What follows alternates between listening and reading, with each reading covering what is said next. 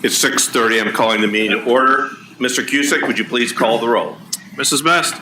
Present. Mrs. Davis. Present. Mrs. Hudson. Present. Mrs. Lloyd. Present. Mr. Wilson. Here. Welcome for the last board meeting of the calendar year, December. Happy holidays to everybody. Welcome, and let me introduce the folks up here at the head table. To your far right is Board Member Kelly Davis. Next to her is Board Member Jennifer Best. Next to me, our treasurer, TJ Cusick. I guess I'm in a basketball mode here. This is the starting lineup. Yeah, got the starting lineup here. And next to me is our superintendent, Dr. Trent Bowers. Next to him is Vice President Nikki Hudson. I called her a different Nikki once, but today I got it right. And next to her on your far left is now board member Amy Lloyd, soon to be city council member Amy Lloyd. At this time, would you please join us in the Pledge of Allegiance? I pledge allegiance to the flag of the United States of America and to the republic for which it stands, one nation, under God, indivisible, with liberty and justice for all.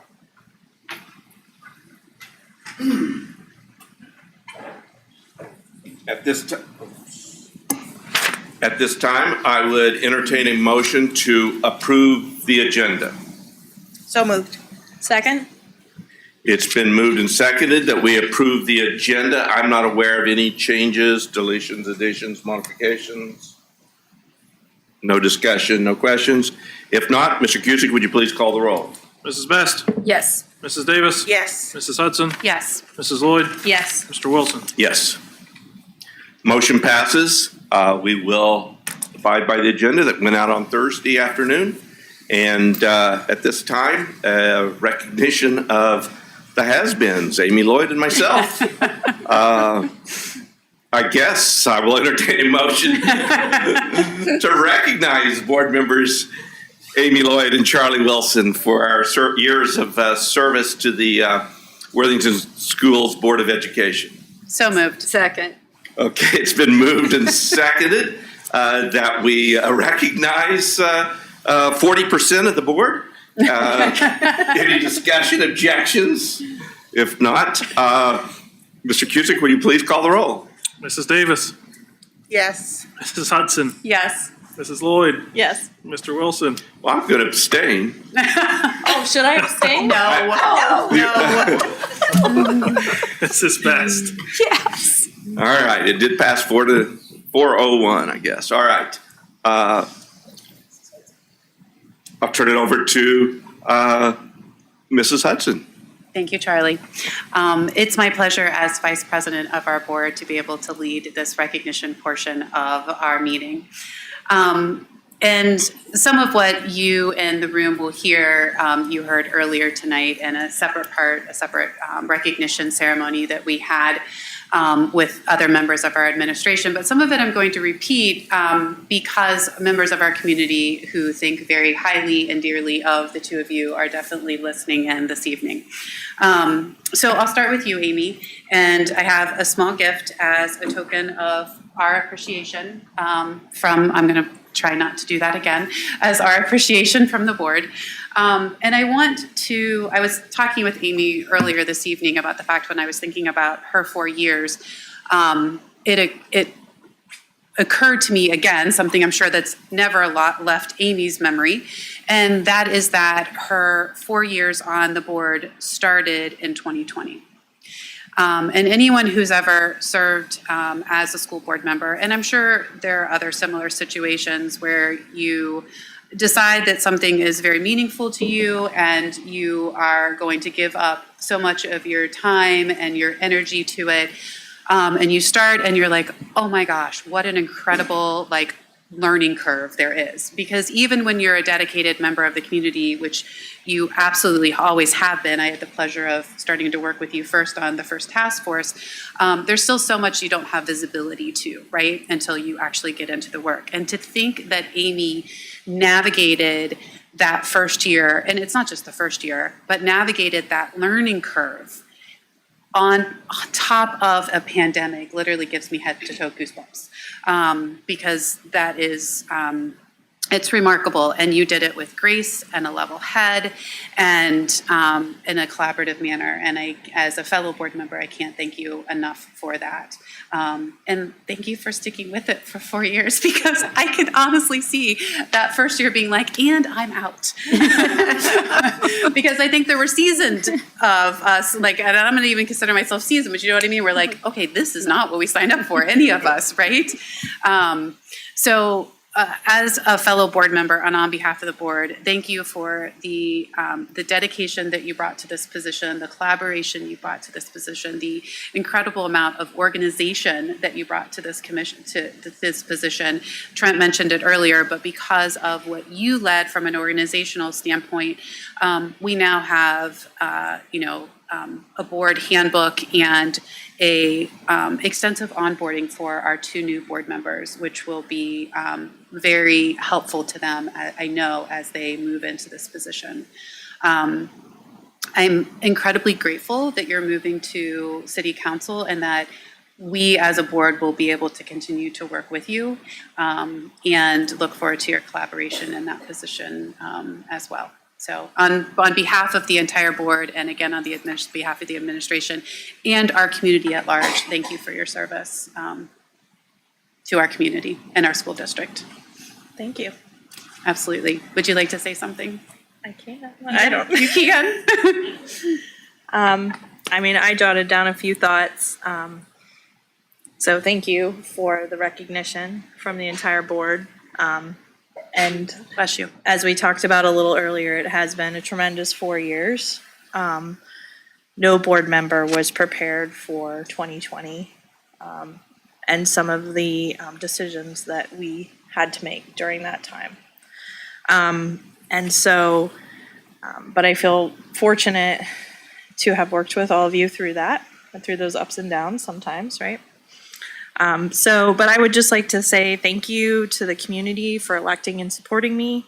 Thank you to my family for their support throughout this, and I'm sure all of you feel this way as well, is that it does take that family support at times to be in roles like this. I thank you to my fellow board colleagues and the administration for working collaboratively. You said that word several times. I do believe in that. I do believe in collaboration. I think we're all better for it, sometimes even when it's hard and we have to have tough conversations. And I wrote down the most challenging times in school board history. So I am looking towards the future for Worthington schools, for our entire community, and working collaboratively with all of you as I transition to City Council. So thank you for all the kind words. I appreciate it.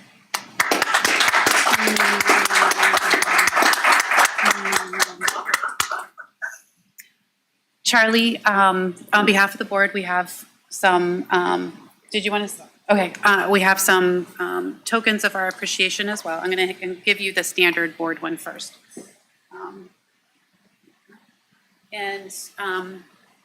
For those of you, you may look at it, absolutely. It notes a very significant part of Charlie's contribution, which is 17 years of service on this board, which is truly remarkable.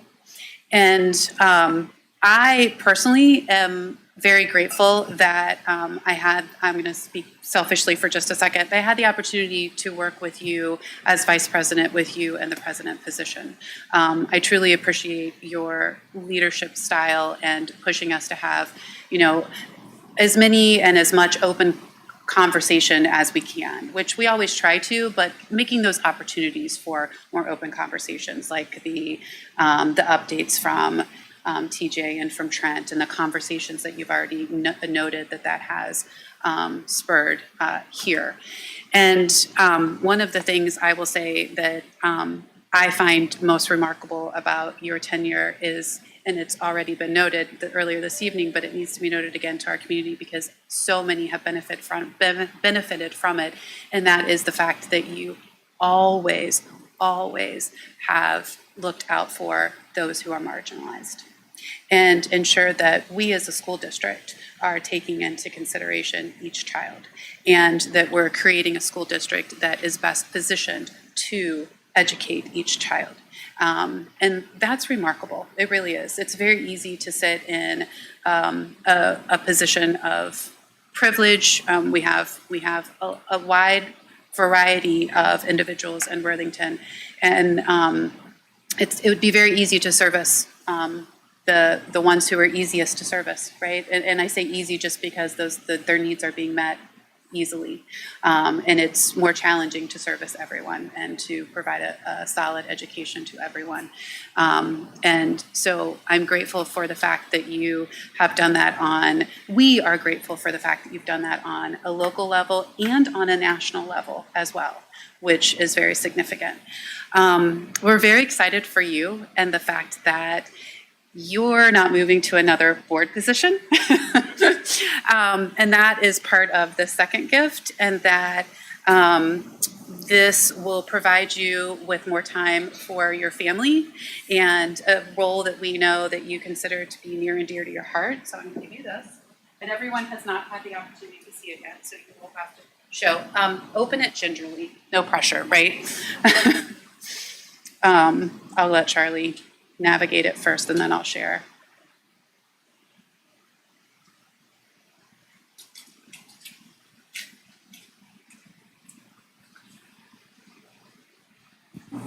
What you don't know is I grew up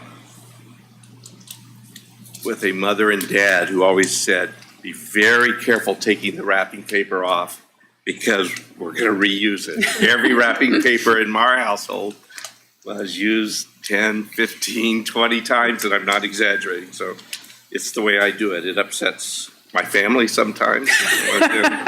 Why I don't just Well, we're going to rip it deduct open. this from the amount of time that you're allowed to speak afterwards, so you just make your choices as you wish. I'm just kidding. All right, I'm going to be very careful here. The pencil portrait. So I will share with you, this is a pencil portrait of Charlie with one of his grandchildren, and it's his grandson, Noah. And it was done by none other than our own Whitney Scully here in Worthington. And what is so remarkable about the picture and Whitney's rendering of it is the joy in both of those faces. We know that your family is near and dear to your heart, and your role as a grandparent is near and dear to your heart. And we're very glad that you will be given the gift of more time to spend with your grandchildren. And we're grateful for the time that you spent with our district.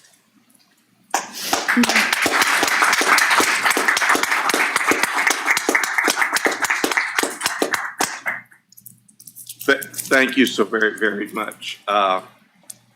There's nothing that means more to me right now in my life than my grandchildren. At one time, it was my children, and it's always been my wife, but she knows she's sometimes taken second fiddle, first to my children, and then to our children, and then to our grandchildren. But no, thank you very much. I love every minute I can spend with my grandchildren. Thank you. I'm kind of speechless. For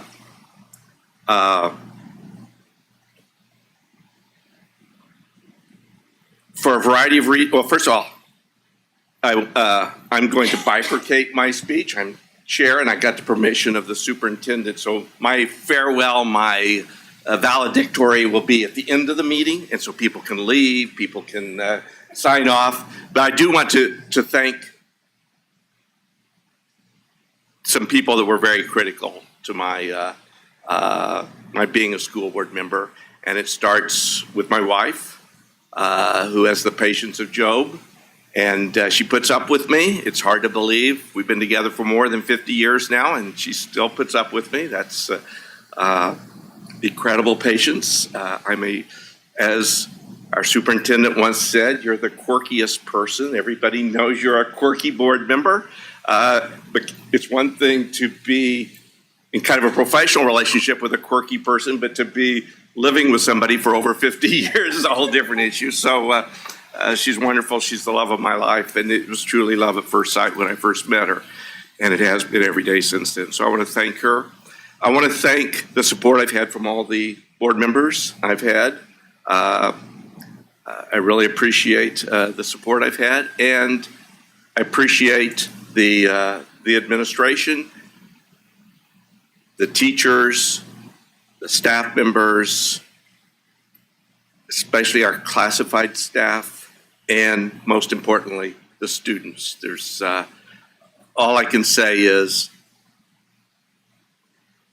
there have been many, many nights when I've gone to bed frustrated, as my wife will quickly tell you, and upset about something, but there's never been a morning when I didn't wake up excited about the possibility of doing something to touch the life of one child, if that was it. But so I've enjoyed it. I will do my valedictory later, but thank you all very, very much, and I'm truly moved by that, and to think one of our own teachers did it. That's wonderful. I love being with my grandchildren. So, as some of you know, I've sometimes left a board meeting we used to start later. We used to have long executive sessions. It was not unusual for me to leave here at midnight to get to Baltimore to take care of my granddaughter at 6 in the morning. That's a long drive for 6 hours overnight, but it means the world to me, so thank you.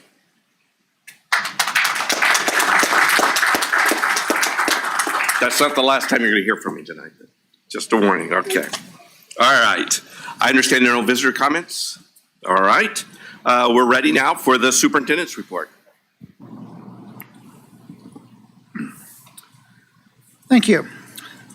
So the mission in Worthington Schools is to empower a community of learners who will change the world. We work to accomplish that mission by living our 4 vision statements, and so I have an update in each one of those vision areas tonight. So our first vision area is we will engage each student with diverse opportunities to maximize every student's potential. The first semester of the 2023-2024 school year will end on December 20th.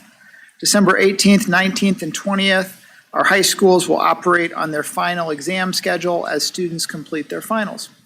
Just a reminder, our winter break this year runs from December 21st through January 3rd, and students will return to school to begin the second semester on January 4th. Our second vision statements will provide a safe environment where every student can grow intellectually, emotionally, socially, and physically. I want to, as you know, we sent out communication yesterday we in Worthington were part of a number of school districts, over 50 in Ohio, that received some threats on email yesterday. The FBI did say that they didn't see those as credible threats. It was what they call a swatting attempt, which diverts resources. It certainly did that. I want to thank our local police departments, Perry Township and Sharon Township, Worthington and Columbus. Thank Mr. Banks, who all spent yesterday working at those school sites where we had received threats, trying to make sure it was safe to go to school today. And we just appreciate that continued partnership with those local departments, those first responders who help in a time of need. Our third vision statements will provide consistent communication and promote dialogue with our community. So our communications team recently completed a community satisfaction survey mid-November. The survey director, Paul Fallon, will be present at our Board of Education meeting on January 8th and will present the results and his analysis of the results to the board. So if you're a community member, you want to hear those results, January 8th at our board meeting, Paul Fallon will be here in person to present those results and talk about them. We asked our communications consultant, Allerton Hill, for their analysis of the results. And just to give you a snippet, their takeaway was they felt like the results showed a favorable comparison with other communities. The results showed a positive perception of education quality. The results showed preparation for postgraduate life, a positive social media presence. It talked about the primary source of information being district materials that are mailed to the community. And then talked about the biggest challenge continuing to be effectively reaching a wide and varied array of stakeholders within the community. So Paul will dig into each of those topics in depth and talk about the crosstabs on that survey again on January 8th during our public board meeting. The fourth item is we'll be responsible and transparent with our community resources. Last week, the district released communication regarding our interest in the I Am Boundless site as a potential site for a new Colonial Hills Elementary School. We've set a community meeting for Wednesday, January 10th at 6:30 p.m. at the Worthington Education Center. We'll be mailing invites to everyone in the community on a postcard, but we would invite people to come and discuss the property on January 10th. Furthermore, we also released communication last week about our interest in the former Sinise Amazon property on Bush Boulevard as a future site for landscape facilities maintenance, transportation, et cetera. Negotiations on that site are progressing and ongoing, so we're hopeful there. Dr. Wilson, that's the superintendent's report for tonight. Thank you very much. Excellent report, but for reasons I hope everybody understands, that was the first superintendent's report that I didn't take copious notes and write down dates and so forth. But Mr. Cusick, I'll give you the same treatment. Appreciate that. Last week was a fun week for me. I was invited to speak to the Thomas Worthington economics class. And so I spoke to them about the many careers you can have in government finance. There's 600 school districts, 88 counties, 250 municipalities. You know, there's a whole range of job opportunity working for the government. I made sure they understood the time value of money. I think every young student needs to understand how interest rates and compounding interest can get you in a hole real quick if you're not careful. And I also shared with them my life story going from college to being a criminology major to an accountant. Hopefully they understood you can change your mind, that you're not, you don't have to make all these decisions when you're 18 and what you're going to do. But it was a good, fun experience. A lot of good questions. They asked me if I signed my own paycheck. I never thought about that, but I guess I do. For reasons I am not sure, they asked a lot about what it's like to work with Trent Bowers. Hopefully they didn't record my response to that. On a practical matter, we have a meeting this week with members of our self-insurance group. So that's Dublin, Westerville, Upper Arlington, Delaware, Mansfield, a couple counties. We're going to explore whether we can self-fund dental and vision insurance in 2025. So we've had, as we've talked before, great success self-funding our medical program over the years, avoided a lot of cost in that regard. And so we're going to see if there's opportunity not only to save money, but continue to provide quality benefits to our employees in a self-funded manner. And then on a legislative front, it was a busy week. The Senate did amend and vote out changes to House Bill 187. This is the reappraisal bill. At a very high level, they kind of tabled what the House wanted to do, which was to evaluate all properties less to some degree, and basically replace that with expanding the homestead exemption. So the homestead exemption is for seniors and disabled citizens. So they promoted increasing that exemption to $30,000, $60,000 if you're a disabled veteran or surviving spouse. But also they indexed the income limit. So years ago, the state put in an income limit that was $36,100. Obviously, $36,100 isn't what it used to be. And families, two-member households can easily make that and be disqualified simply on Social Security. And so they're indexing that up to $75,000 on a graduated scale. However, unlike the current credits that the state provides, they are only going to reimburse school districts for half of that revenue. They're going to reimburse local governments for the full amount, but for some reason they decided only to reimburse school districts for half. They estimate that at a statewide level to cost the state about $30 million a year. I question the constitutionality of the state basically overriding a local authority's ability to tax, right? Because we have a tax, so they're going to give a credit, not reimburse us. But from a practical matter, I read the last state report. They have current revenue this year is $181 million over estimate, and they're sitting on a combined rainy day fund of almost $4 billion. So the $30 million, I believe, can be easily reimbursed to schools in full. We'll see what happens with that, and the House will have to concur in the next couple of weeks before the end of the year. On a more concerning note, they inserted unrelated provisions into this bill, and it really is worrisome. It continues to erode our ability to challenge commercial property value. Most concerning, it requires what they call a conveyance fee statement to be attached to a challenge when we challenge property. And I'll try to, this is a convoluted process, I'll try to make it very simple. What owners are doing right now when they want to sell property that is appreciated in value is they, rather than sell it in a traditional manner in the light of day, they will place the property in an LLC and owned by themselves in an LLC, and then they will transfer ownership of that LLC to another individual. So they basically hide the fact that they're selling property to avoid taxation. Quite simply, when commercial property is undervalued, everyone else, all of us homeowners, pay more. So how our legislature can reasonably defend such a provision is mind-boggling to me, simply to evade taxation and true value. There are other provisions that include banning us from appealing to the Court of Common Pleas and banning us from filing counter complaints when the complaint wasn't by the owner. So all of this is worrisome and continues to erode our tax base in a non-equitable manner. And like I said, we'll see if the House concurs with all of this in the next couple weeks. And then lastly, I would be remiss if I didn't say a personal thanks to Mrs. Lloyd and Mr. Wilson for their time on the board.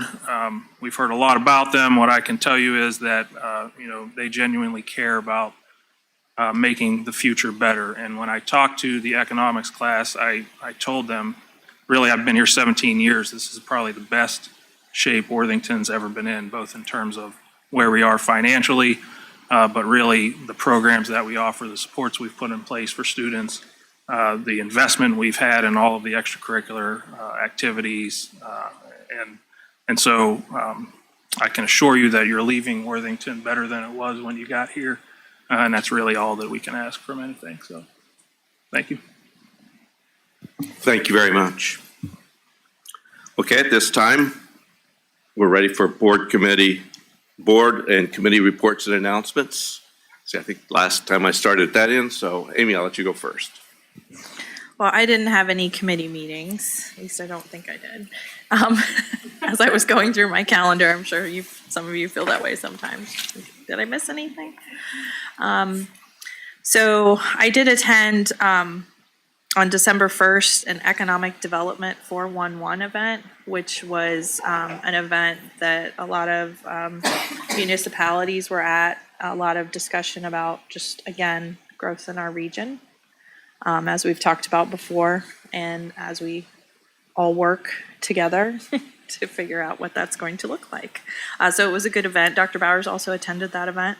And then on December 7th, I was able to attend the Thomas Worthington Jazz and Swing Band at the Columbus Zoo, which is a fun thing that they do, I think, every year. I don't know how long that's gone on, but kind of a fun thing for them to get out to the broader community to be able to play. And then on December 8th, I attended the Worthington Kilbourne High School Choir, Band, and Orchestra concert, Home for the Holidays. And it's just such an excellent concert. I really enjoyed it. So I appreciate the invitation to that from our band directors. But that's all I have. So thank you. Great final report. Thank you very much.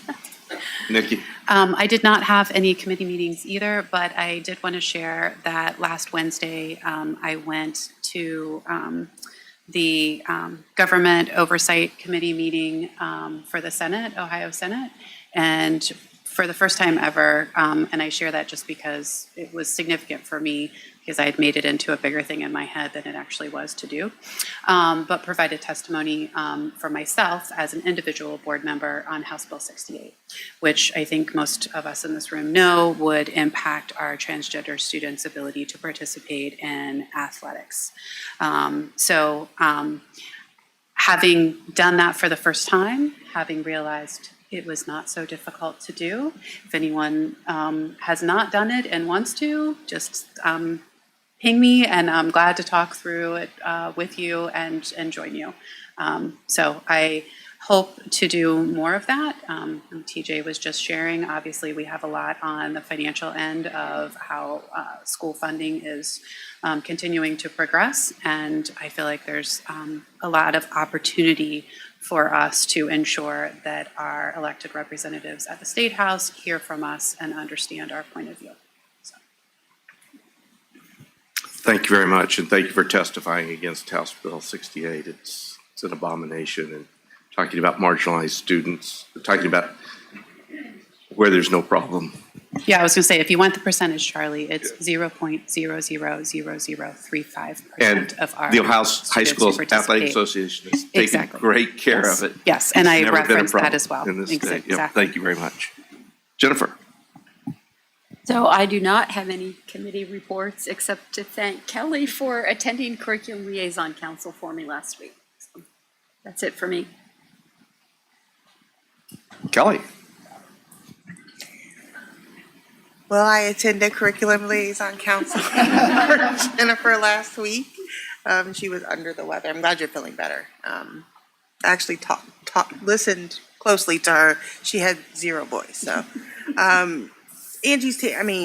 so I was on that committee last cycle, and then I've been to twice. So I feel like I haven't really gone anywhere, but great presentation as always. Angie covered the portrait of a learner and gave a lot of updates regarding that. Got some input from some Curriculum Liaison Council members. And I won't share too much because on March 13th, we should all be at Worthington Kilbourne High School at 6:30 or 7 to listen to the state of the schools. And then the portrait of a learner will be revealed and we'll all be impressed. And just still so grateful for all the community input that we've gotten. Administration, our principals, everyone's been greatly involved. So I appreciate that. And she just went over some brainstorming activities from the previous meeting about what do parents appreciate about Worthington schools, what are their hopes for their children. So just gathering all of that information so that they can, as they're sitting around and in schools and talking to students and talking to principals and teachers and engaging in that way, can give feedback from our families. Rob and Emily gave a presentation on one of their board goals, which is related to community or parent engagement. And so there's a lot of, at CLC, if you've never been, there's a lot of information gathering so that they can take it back and make it productive. So there was a lot of that and how do we engage as a community in schools? What is actually happening in the classrooms and how are we communicating that back to our families? How easy or challenging it is to interact with teachers and get information about what's actually happening in the classroom. So a lot of good feedback that they will take back and then do surveys with other groups. And I look at you both, right? You're doing surveys with PTOs and like the Alliance and other groups to get this feedback to make things productive in our schools and get that information in. Then Tom Kazmarek went over the new pathway. So it's not a new pathway. Let me look at my notes. It's new options for Algebra 2. So not a new pathway. This is not new math. So they're giving our students a variety of options for that Algebra 2 level when they're not always going towards calculus. And so my student is participating in that and actually enjoying that math class. Enjoying a math class, okay.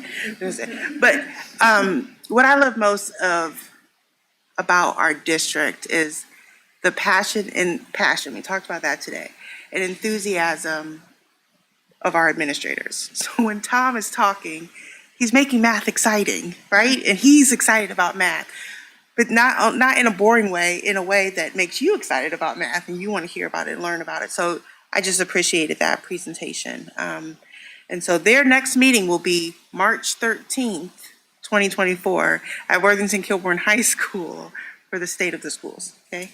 So that's that. I also attended the Home for the Holidays concert with the band, the orchestra, and the choir. That was my first time attending that event. It's outstanding. If you haven't been, you have to schedule it for next year. It's like that first Thursday and Friday in December, Write it down now. It's an absolutely amazing, creative, just, those students are just amazing. And so just to think of the band directors and the choir directors and all the people that it takes to put that program together, the custodians, the volunteers. I talked to a parent that came back to volunteer for decorations, doesn't have a band student any longer, and is still participating in that program. So it was a lovely event, and I look forward to going again. And that's all I have. Thank you very much. It was kind of a busy 2 weeks for me. I guess we last met on the 27th. On the 28th, the Tuesday, I met with the several Upper Arlington board members and new board members and about the voucher lawsuit. And I'm very optimistic that they will be joining us in supporting the Vouchers Hurt Ohio lawsuit. The next day was the insurance committee met on November 29th. And we won for the fourth time in 5 years the Best in Class award. When I first heard that, well, it's the fourth time we won it in 5 years, I didn't think it was a big deal, but only the top 3% of all of Gallagher's employers win it. And so they're telling 97% of their clients that, sorry, you're not good enough. But I think it's just an enormous award for us. I think a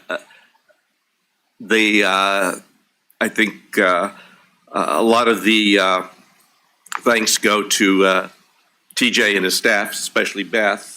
They do a great job, and we have a great insurance committee. In my various national and state roles, I can tell you right now, not every school district handles insurance as well as we do, with buy-in from our employees. And it's just a wonderful way to do it. But they said that the main reason, somewhat tongue-in-cheek, that we won it because we listened to their advice. And we've done a very successful move to a new carrier, Anthem, and the transition to a revised drug benefit package was very, very seamless. Again, credit goes to everybody, but especially TJ's staff. And one thing that she had learned at a different one, that I think we now have 3, but in the first 9 months of 2023, we had 2 claimants who had actual drug costs of more than $250,000 in just the first 9 months. And one of them had drug costs of $1,376,000. The other one, $227,000. Our stop loss level is $250,000. That next year will go up to $275,000. But it's rather remarkable with these kinds of costs that we've been able to hold premiums steady, at least this year. We have 3,030 folks on our insurance plan because it's not just, it's employees plus their family members. Then also on November 29th, I want to thank Jeff gave Jennifer and me a great tour of, you want to say, you're welcome to chime in. Go ahead, Jennifer. You know, I looked at my calendar and I kind of forgot Jeff and Matt and Paul, and we got to see construction underway and roof slats being laid. So it was a really good morning. So yep. No. Go on. Yeah. No. It's a long ways from being finished yet, but it made me excited about wanting to be in high school. I'll be honest with you, and I don't usually get those thoughts because I love being a grandparent so much that thinking about going to high school again has never had any appeal to me, at least since I had grandkids. But thanks for the tour and of the construction, and I'm looking forward to it being built. It's going to be an awesome, awesome building. Then on Friday, December 1st, I went to the school finance workshop. A number of things there. I'll try to keep this fairly short, but the auditor of state had 2 folks there and gave us ideas of things to be looking for, and especially considerable levy guidance which I'll get to in just a second. They also were concerned that many districts are not handling the Ohio High School Athletic Association tournament funds correctly with the 300 fund and the 022 fund, but they also were concerned about how some districts are handling the ESSER fund cliff that's coming up. But they did point out, they wanted to make it very clear that it is okay, there's nothing wrong, it's lawful for charter schools and voucher schools to use public funds for advocacy, but public schools are prohibited. Public schools cannot use public funds for advocacy.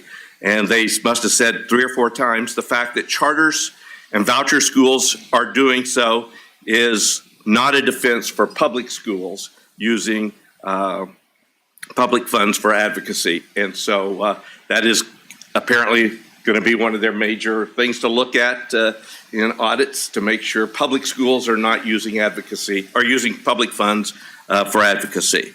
Another thing I learned that somehow got by me, TJ, charter schools are now get the guarantee that public schools have always gotten. So no matter how small their enrollment goes, and I even asked a question about it because I couldn't believe it, no matter how small the enrollment goes, they get the same, they're guaranteed of getting at least as much as they got the year before in state money. And they said there was no bottom to it. Apparently, this is the exact opposite charter schools are said about the market, and if a school didn't perform well, they would lose students and they would lose funds. Well, not anymore. So anyway, that's where we are. They did emphasize that the vouchers have not resulted in much growth at all in private schools, at least this year, from 2022-23 to 23-24. And most of that growth that they did came, at least this year, from charter schools, not from public schools. But again, it's the first year of that. One thing they did emphasize for board members was that the CUP report comes out on December 15th, and they urged everybody, superintendents, treasurers, and board members to make sure they see that district profile report and look at that. Then Howard Fleeter again did another great presentation. He had a lot of focus on the 20 mil floor, which was established in 1978 for the purpose of providing poverty level funding of education. And that's the purpose of the 20 mil floor. Well, right now, for a variety of reasons, 403 of 611 school districts are at the 20 mil floor, and 145 of the 611 school districts are within 20% of the floor. So almost 90% of all school districts are at or close to the 20 mil floor. And that's important for a number of reasons, one of which is when you're at the 20 mil floor, 100% of appraised value increase is taxed and goes to the school district. But as he pointed out a number of times, property taxes are high now because valuations are high, and valuations are high because financialization of real estate has created the financial, and we all get those phone calls. Are you willing to sell your house? Pay cash right now. And of course, it's happening with apartments and other kinds of real estate as well. So number one, the financialization of the real estate industry. Secondly, supply is still short. And third, and he said, a major one that never is talked about is abatements.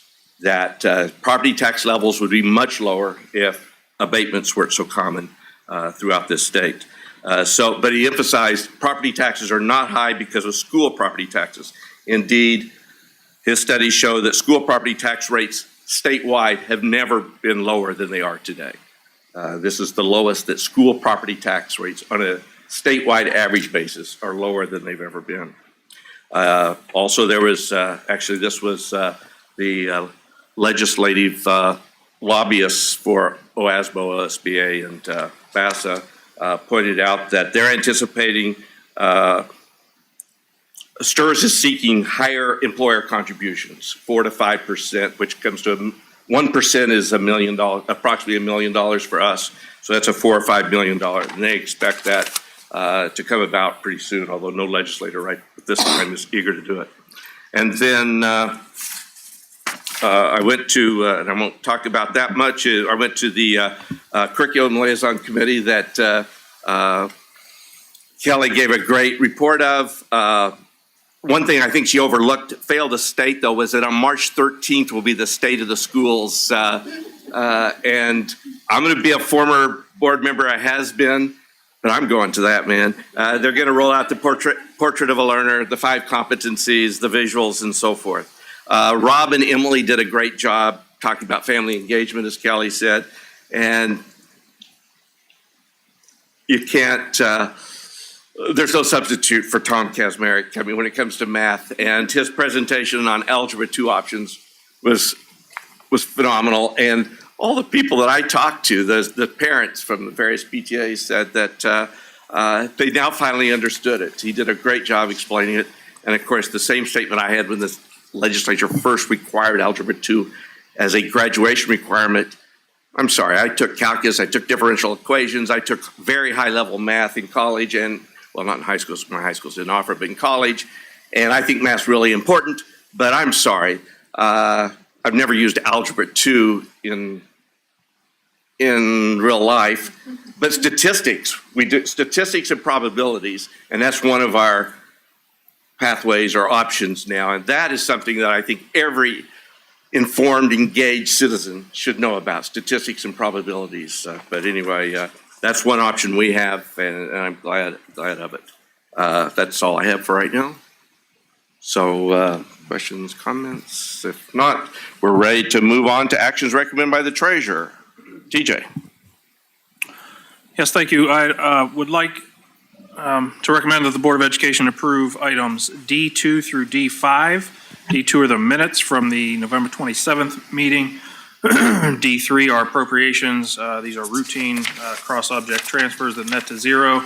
D4 is our annual debt payment transfer related to our energy conservation debt that is funded through energy savings. And D5 gives us authority to request tax advance payments from the county as those payments come due, so that we earn the interest instead of the county. So D2 through D5, please.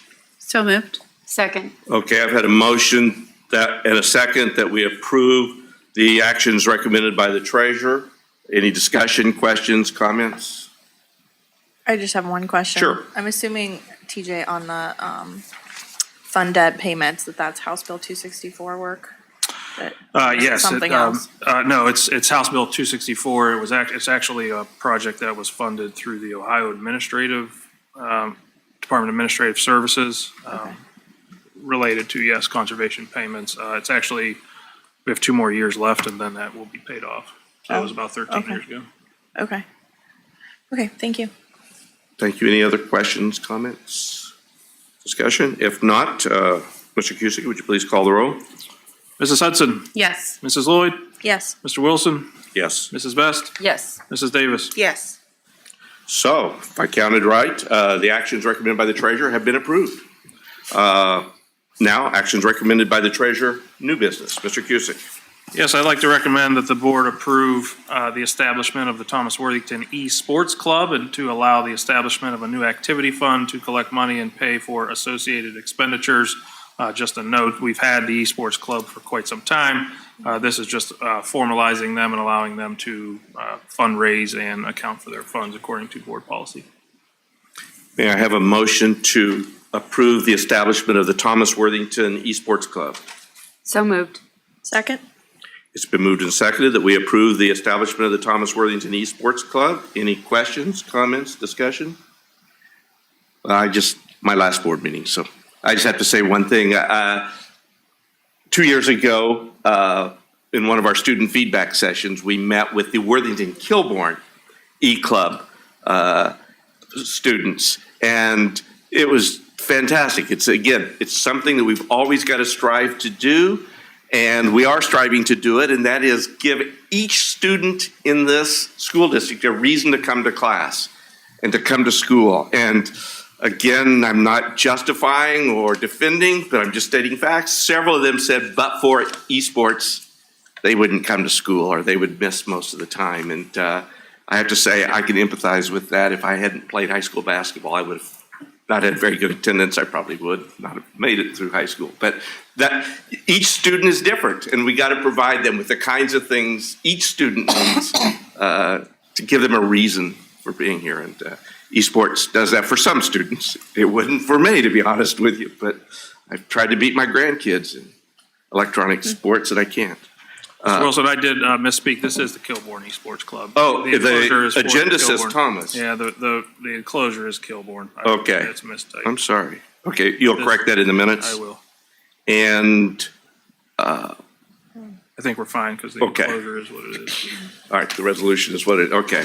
All right, any other comments, questions? All right, Mr. Cusick, would you please call the roll? Mrs. Lloyd, Yes. Mr. Wilson, Yes. Mrs. Best, Yes. Mrs. Davis, Yes. Mrs. Hudson. Yes.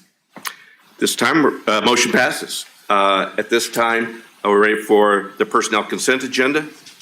Dr. Bowers. Yes, thank you. I'd like to recommend that the Board of Education approve the consent agenda. That's items F2 through F6 on your agenda. Again, items F2 through F6, please. So moved. Second. It's been moved and seconded that we approve the consent agenda. Any discussion or questions? If not, Mr. Cusick, would you please call the roll? Mr. Wilson, Yes. Mrs. Best, Yes. Mrs. Davis. Yes. Mrs. Hudson, Yes. Mrs. Lloyd. Yes. Now, actions recommended by the superintendent, new business.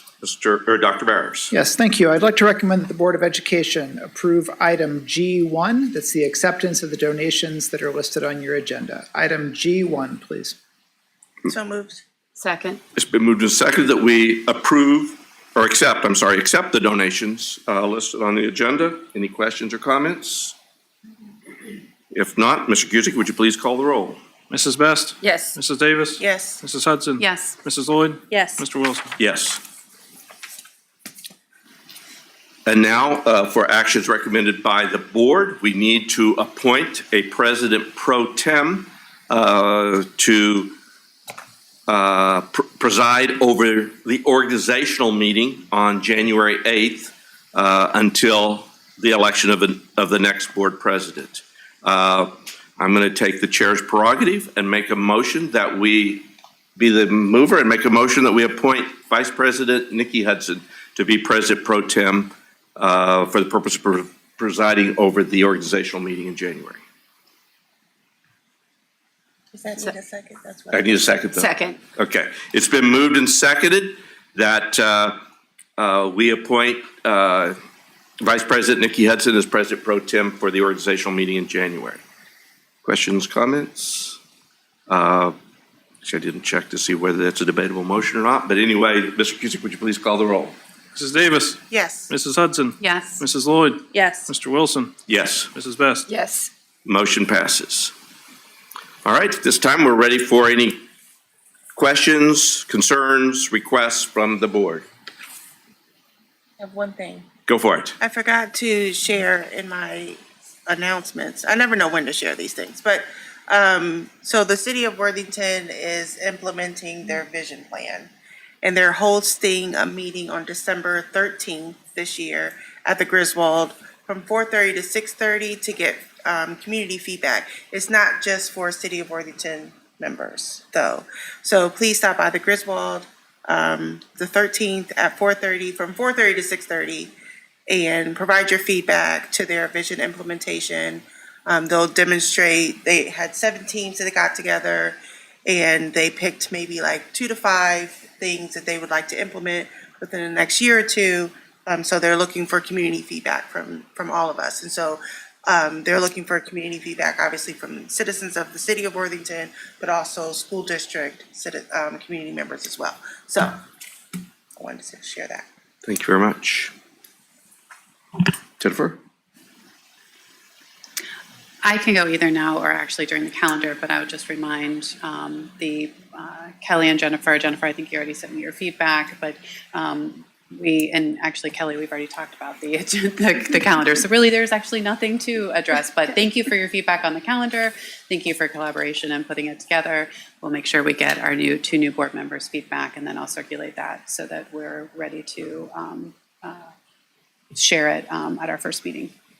Thank you. Thank you. Amy? I don't have anything. Thank you. Okay, now the moment you all been regretting to see come forward. But before I do it, though, like Kelly, I forgot something. One other thing I did do was the Bring Kilborn Home for the Holidays concert. Again, a phenomenal event, just phenomenal. Okay.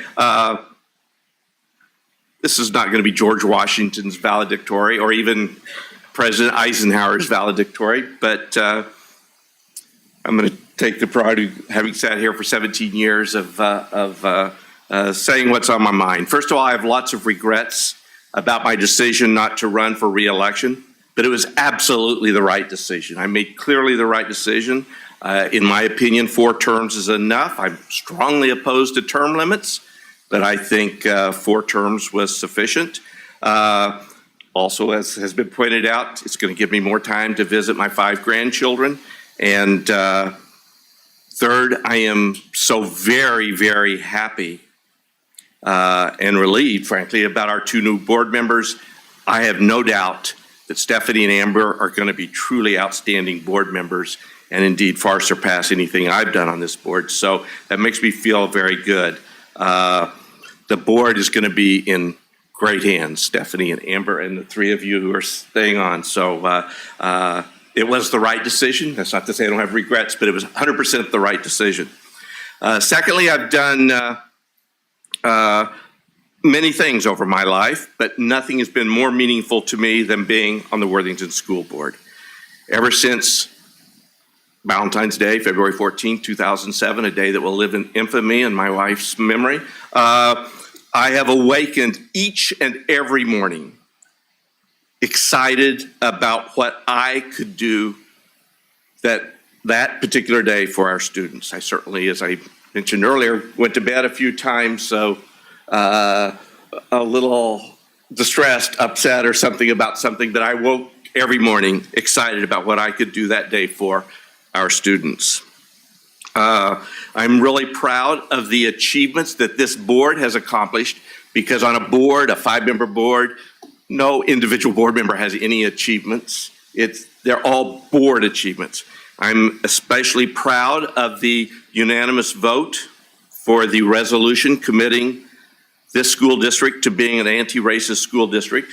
But I do want to remind you that words don't mean a whole lot, and I'm looking at Amber and Stephanie and the other 3 of you, unless your actions are consistent with that resolution. So I urge each of you to continue that commitment to being an anti-racist school district.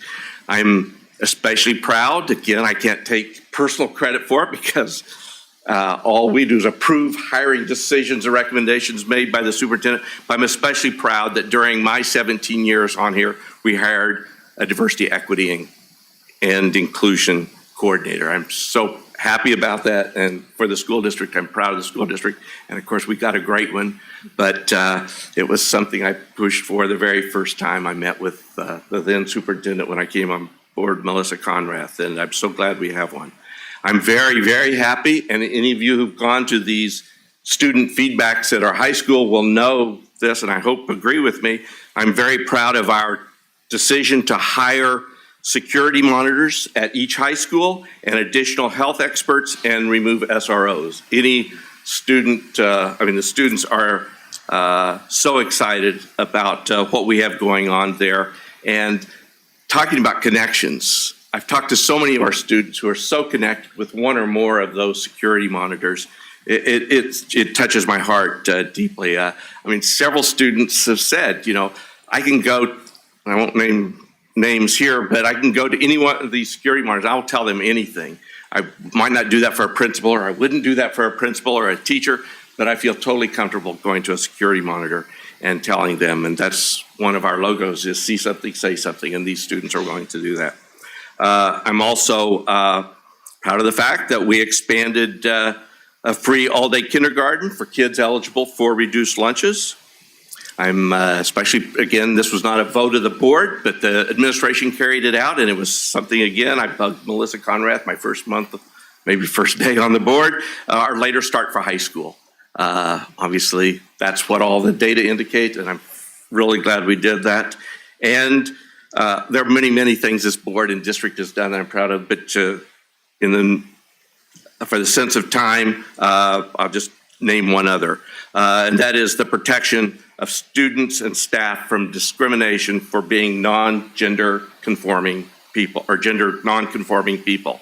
That was not an easy thing. It took a while, but eventually this board did vote to include gender non-conforming people in our discrimination, anti-discrimination policy. There are a few things that have not yet been done that I am concerned about, that would love to see, but that's for you all to decide. I won't have any say-so or vote on it. One, of course, is the reduction or the elimination of pay-to-play and other instructional fees. I would also like to see us address the high costs of booster fees and fundraisers, and I was both a treasurer and a president of a lot of booster groups back in the late 90s and early 2000s. And my sense then, and it continues my sense, is it's become a real arms race that if the football team is doing it, then the basketball team wants to do it. If the basketball team's doing it, the baseball team wants to do it. And if the baseball team's doing it, the track team wants to do it. And if the track team's doing it, the cross-country team has to do it. And it's just, and I don't have an answer. I don't have a solution. As I said across the hallway, I had a lot more answers 17 years ago than I do today. These are all hard issues, but it's something that's got to be addressed. We are pricing some of our kids out of, it's embarrassing for them to come to the, express to somebody that their financial situation, so they either encourage their kids not to try out or not to go out, or once they learn about the fees, they sometimes pull kids. Also, I would like for the board, we didn't do it during my presidency, but I really would like for the board to look at the possibility, the feasibility of having a land acknowledgement statement. And then finally, I want to urge you, beg you, please, to continue doing what we've been doing the last few years of having reasonable levies at regular intervals in even years. And obviously, it's not easy to vote to increase your taxes and your constituents and voters' taxes, but this school district got in trouble in the 80s and 90s by having irresponsibly high levies sometimes because everyone wanted to keep pushing it off. If you keep pushing a levy off, it's got to be bigger and it's got to be more. And so I would just urge that we continue doing that. My presidency, it took me 17 years to get to this point, but to be honest with you, my presidency means more to me than all the other leadership opportunities I've had, either nationally, regionally, statewide, locally, or at OSU. I've been an SBA president. I've been the national chair of the Coalition for Intercollegiate Athletics. I've been chair of the National Steering Committee for Local Progress. I've been an NCAA member of several NCAA positions. I've been Ohio School Boards Association president, Central Region president, OSU Athletic Council chair, which at the time, if you don't mind, Jennifer, it bugged the heck out of Jennifer because under NCAA rules, every 9th, 10th, 11th, and 12th grader is considered a prospect, no matter how unathletic they are, no matter how uninterested they are in sports. And that meant under NCAA rules, I couldn't do anything that would help high school students because I was now a representative of OSU, and that included taking kids home from church. If they were in high school, I couldn't do that, or contributing to things for kids, and it's NCAA rules. Now, I personally didn't want to violate. We did have a president who violated on a regular basis, E. Gordon Gee, and we had to self-report, and it caused problems, but you can't, representatives of the university cannot provide benefits. I've also been an Ohio State University senator, chair of many committees, faculty council chair, chair of fiscal, parliamentarian, and so forth, AAUP executive committee, and on. But this presidency's meant more. I tried to be the best president I could be. I certainly made a number of mistakes, and I certainly did not accomplish even half of what I hoped for. But I did the best I could do, and I hope you'll appreciate that. My final advice is that I hope this board, the future board, not this board, not Amy and me, but the future board will give serious consideration to allowing presidents to serve more than one term consecutively. It really provides stability, consistency. It's a best practice. It's done in most of the best school districts across America, and I wish you'd give it serious thought. Other advice, please, future school board, never ban books. Please trust our professional librarians and our teachers to provide age-appropriate books to our students. And please continue to embrace and to support our most vulnerable students, especially our gender nonconforming students. And finally, believe it or not, I'm about to conclude, never stop defending our operating surplus balance. That operating surplus balance, or having a healthy operating surplus balance, is very critical to our high bond ratings and to making sure we have the resources to be innovative and avoid cutting edges, cutting corners that could harm an individual student. So I think I fully concur, at least all I can say from my 17 years, that financially this district's in the best shape it's been. Well, I'll go further than that. I'll go clear back to 1986 when Melanie and I moved into the district. Let me tell you, we were not on good financial. We had no reserve whatsoever. When a levy failed, as some did in the 80s and 90s, cuts were everywhere. And so I guess I will have no vote. I'll have no say-so. But please be very, very careful in delaying. It's tempting. We may financially be able to go to 6 years or something. Please stay on an even year, not an odd year cycle. But that means the following levy will have to be even bigger and maybe faster. I think our community is ready for every 4 years, and make it healthy enough that it'll last 4 years. Stay committed to that. And I just think this is the most wonderful district. I'm so proud that I got to be president of the board, and I gave it my best. And I wish each and every one of you the best. And please be aware, I will be hanging around some way, because this is halfway between our 5 grandchildren in Minnesota, in Minneapolis, or in Virginia. So I'll be around. Don't hesitate to call on me. I'll try not to be a pain in the neck. If I'm a pain in the neck, don't hesitate to tell me. I won't take it personally. I'll just say, that's just quirky Charlie Wilson. So thank you very much. I've appreciated your indulgence in taking the time to hear me out. But this has truly been, I feel I've accomplished something over my lifetime that I honestly believe this is the capstone. This means more to me than anything. Our almost 11,000 students, each and every one of them means everything to me. And I just ask that you not forget any of them. Thank you.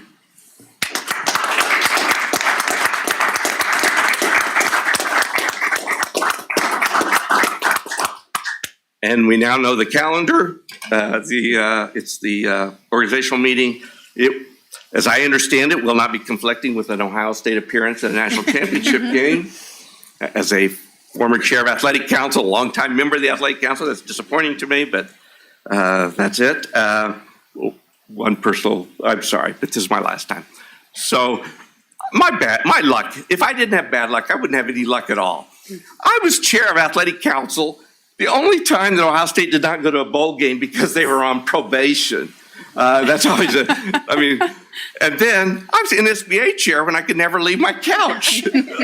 So anyway, I've lived a blessed life though, because I got to be president of this school district and I got to serve it for 17 years, and I'm so proud, happy and proud about that. So I will entertain a motion to adjourn so that I'll shut up. I think you should provide the motion, and Amy should second. I move that we adjourn. Second. That is not a debatable motion, so Wilson can't talk about it. So Mr. Cusick, would you call the roll? Mrs. Best? Yes. Mrs. Davis? Yes. Mrs. Hudson? Yes. In true basketball fashion, Mrs. Lloyd? Yes. Mr. Wilson? Oh, yes. Thank you.